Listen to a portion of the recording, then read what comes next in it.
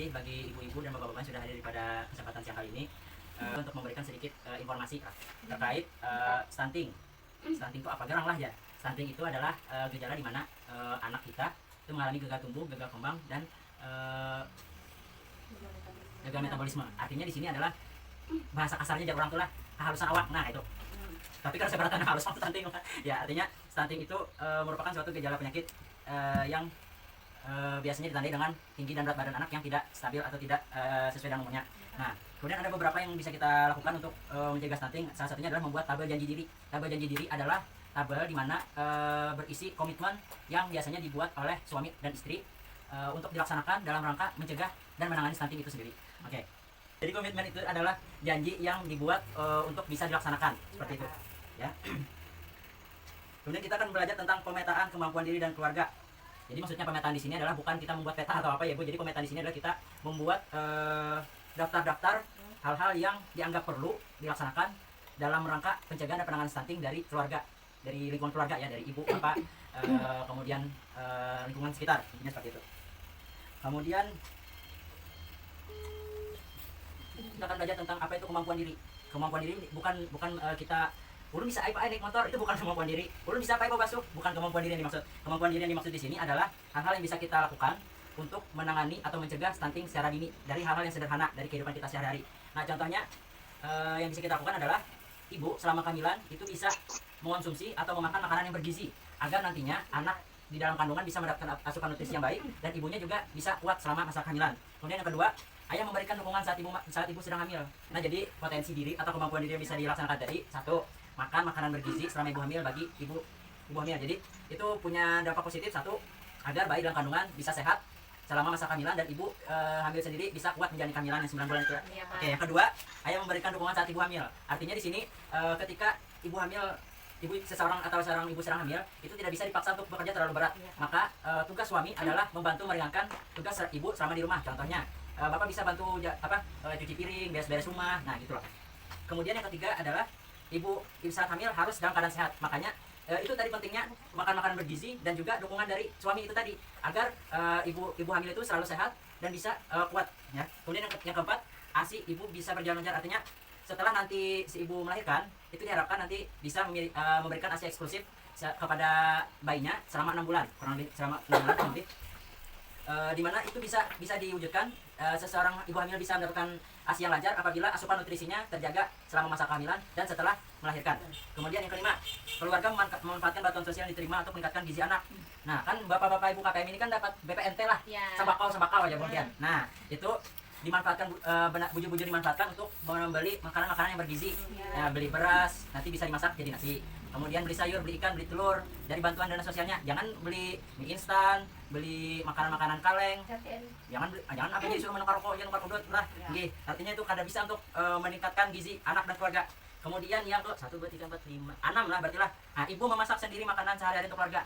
Kenapa perlu itu dilakukan?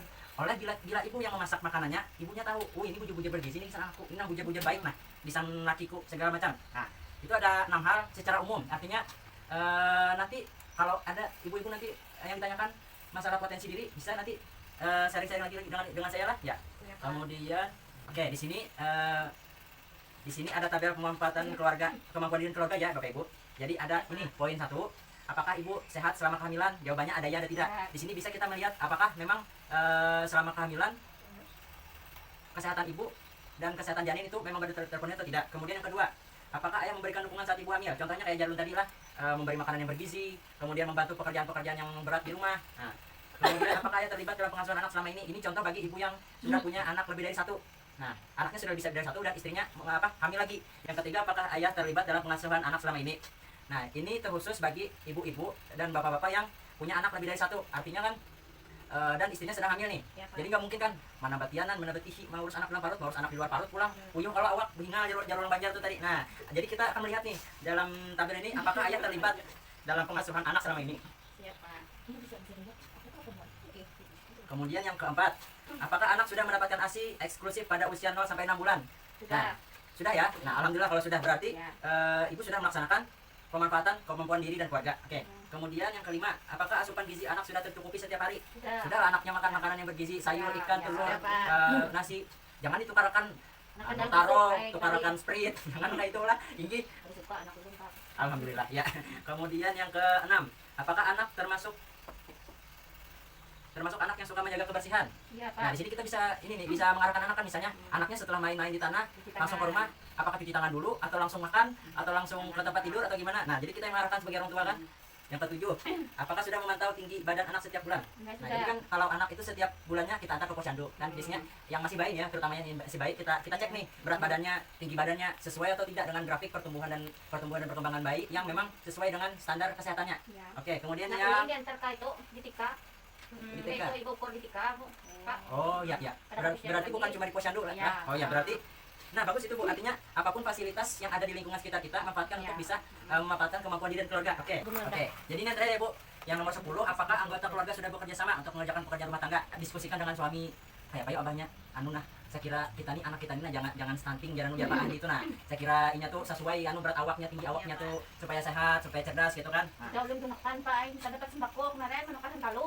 Hantalo jalan, Bu? Hantalo waktu sayuran itu ulun kali kemarin. ya syukur alhamdulillah. Mm. Nah, itu bagus sudah Ibu. Berarti Ibu sudah melaksanakan apa namanya? Pemanfaatan kemampuan diri dalam Ya. upaya pencegahan dan penanganan stunting. Oke. Ulun pang Pak untuk sampai ke Bama bisa bagadan ayam jadi kan ada yang talunya enak makan sama keluarga kayak pakai gitu Pak.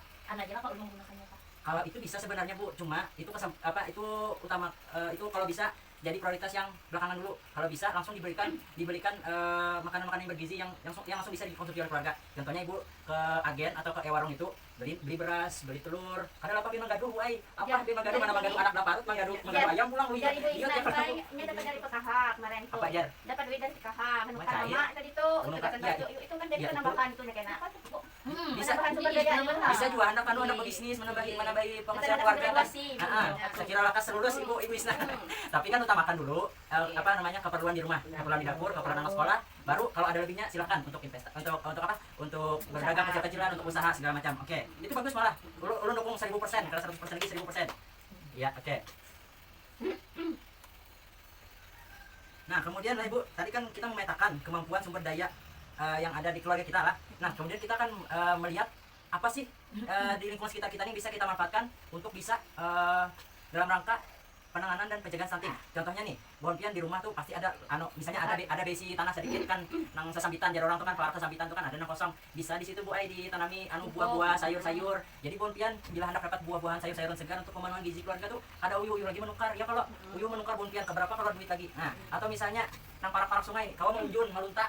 Nah, kawan dapat iwak apalagi kan sungai itu Bu terkenal dengan banyak gizi-gizi yang bagus untuk anak dan ibu selama kehamilan khususnya gitu ya.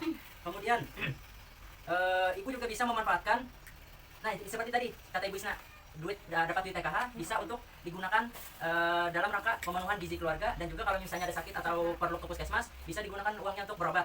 Nah kemudian sumber daya manusia ini maksudnya gini, di sekitar kita itu ada kalau misalnya bidan lah bulah atau perawat atau tenaga kesehatan tuh kita bisa betakun buai kenapa lah Pak atau Bu Dokter misalnya atau Bu Bidan anak ulun ini nah rasa ulun kayak ini jawabnya kada ganal kayak apa mangganalinya kan bingung gitu nah jadi kita bisa bujur depian konsultasi betakun-takun kan lawan yang ahlinya tentang masalah pencegahan penanganan stunting itu sendiri.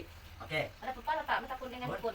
Ay. Dengan bidan kampung betul, dukun. Dikira dukun nang menyantet nang semelat gitu tadi. salah kira dulu nih tadi. Dikira ibu ini nak nambah aura apa? Kata itu kan ada pasang susuk lah. Oke. Kalau dukun beranak maksudnya. Gini Bu, setahu ulun, kalau dukun beranak itu kan sebagian ada yang memang basic pendidikannya perawat atau bidan kan, memang ada. Tapi dia ibarat kata itu kan buka praktek sendiri yang gak berizin lah. Kalau dukun itu kan rata-rata gak berizin lah. Nah, jadi tapi selama memang dia pendidikannya memang sesuai dengan pekerjaannya dan profesinya, misalnya dia memang sekolahnya dulu di kebidanan atau keperawatan misalnya, dan itu memang ketika kita cari informasinya memang benar itu adanya ya nggak apa-apa itu. Tapi kalau bisa cari dulu yang memang benar-benar bidan terus perawat atau dokter yang sudah pasti lah intinya. Nah jadi seperti itu. Ibu Kiki jelas? Ada yang ditanyakan Ibu Nira? Ibu Isna? Oke, kalau sudah saya tutup dulu ya Ibu ya. Terima kasih atas waktunya. Bila topik hidayah. Assalamualaikum warahmatullahi wabarakatuh. Selamat siang.